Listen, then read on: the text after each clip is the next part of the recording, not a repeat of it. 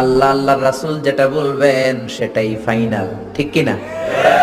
নবী যেটা বলবেন ওইটাই ফাইনাল।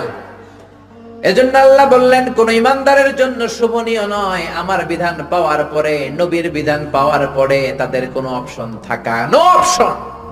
আল্লাহ আল্লাহ রাসূল যেটা দিয়েছে সেটাই অবধারিত। ওমা কানা লিমুমিনিন ওয়ালা মুমিনাতিন ইযা কাদাল্লাহু ওয়া রাসূলুহু আমরান আইয়াকুনা লাহুমুল খিয়ারাতু মিন আমরিহিম। আল্লাহ আল্লাহ রাসূল যদি কোনো ফয়সালা দেয়, কোন ডিসিশন দেয়, ওই ডিসিশনই ফাইনাল, ঠিক কি না?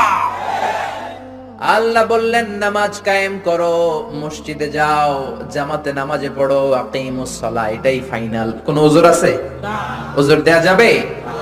আল্লাহ বললেন জিনা করলে গলা কাটো, জিনা করলে স্টোনিং করো, পাথর মেরে গর্দানটা উড়িয়ে দাও, ফাইনাল, আমাদের কোনো কথা নাই, ঠিক কি না?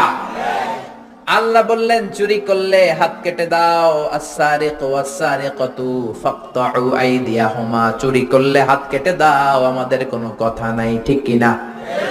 নামাজ না পড়লে পিঠের মধ্যে 5 বেত দাও, কার আইন? আল্লাহ। জোরে বলেন কার? আল্লাহ। মানতে রাজি আছেন? এই আইন যদি থাকতো, বেনামাজি থাকতো বাংলাদেশে? থাকতো বাংলাদেশে?